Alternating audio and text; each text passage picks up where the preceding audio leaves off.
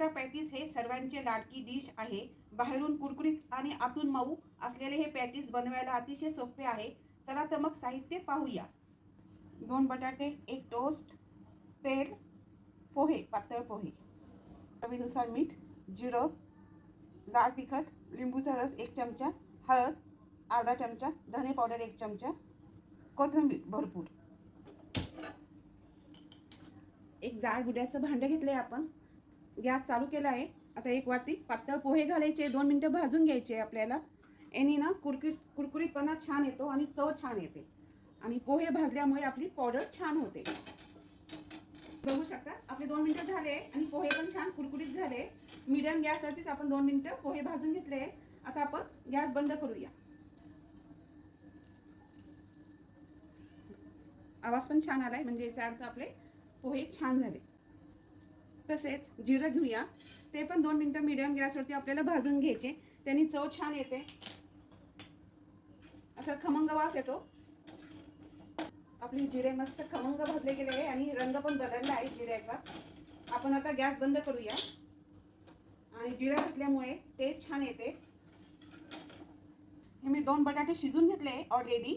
त्याचे साल पण काढून घेतले. याला 2 शिट्ट्या दिल्या. आता हे बटाटे आपल्याला मॅश करायचे किंवा मग किसून घ्यायचे. एक बाउल घेतलंय, त्याच्यात ही किसणी ठेवली आहे.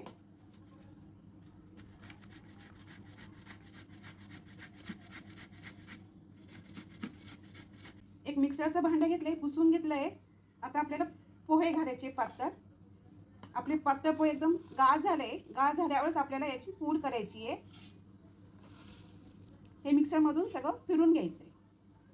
तसेच आपले जिरे थंड झाले, त्याची पण आपल्याला पूड करायची बारीक. बटाटे सगळे खिसून घेतले मी. याच्यात आपल्याला टोस्ट एक टोस्ट घेतला होता, त्याची पावडर केली, ती घालूया. ऑप्शन आहे. टोस्ट पावडर घातल्यामुळे स्वादिष्ट लागतं. पोह्याचं पीठ घालूया, पातळ पोह्याचं. अर्धा चमचा हळद घालूया. ऑप्शन आहे हळद. धने पावडर 1 चमचा. जी आपण आता जिरे पावडर केली ती घालूया 1 चमचा. लाल मिरची पावडर घालूया 2 चमचे.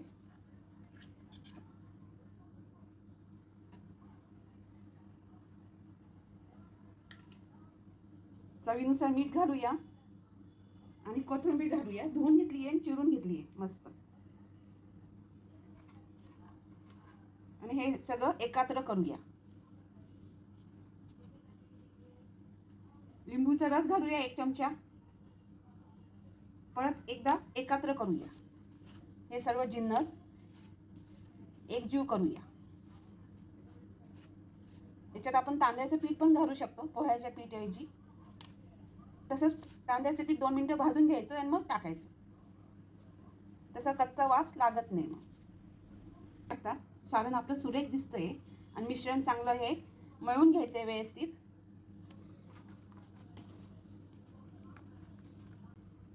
हाताला आपण तेल लावून घेतलंय.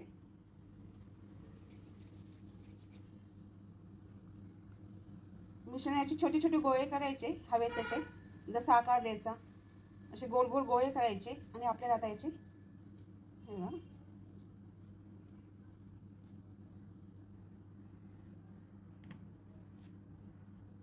असं प्रेस करायचं आणि चारी बाजूनी त्याला आकार द्यायचा.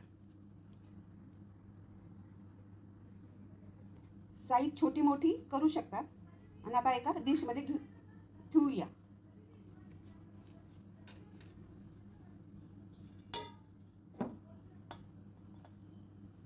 आता हे पॅटीस तयार झाले. गॅसवरती आपण पॅन घेतला आहे. त्याच्यात आपल्याला 2 ते 3 चमचे तेल घालायचं आहे.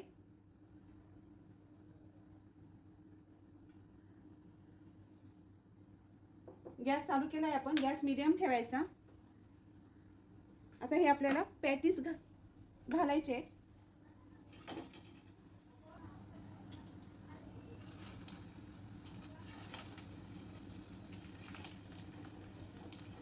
मीडियम गॅसवरतीच आपल्याला शॅलो फ्राय करायचा आहे. म्हणजे दोन्ही बाजूनी भाजून घ्यायचे. आपली एक बाजू झाली आहे, आपण आता ती पलटी करूया. बघा छान लालसर रंग आलाय. खाली बिलकुल चिटकला नाहीये. आता आपण दुसरी बाजू भाजून घेऊया मध्यम आचेवर. छान कुरकुरीत आणि क्रंची क्रंची दोन्ही साईडनी भाजून घेऊया. तुम्ही बघू शकता आपली छान दुसरी बाजू पण झाली आहे. हे बघा, हे बघा बटाट्याची पॅटीस आपली तयार झाली. छान रंग आलाय मस्त लालसर थोडा आणि क्रंची पण झाले मस्त.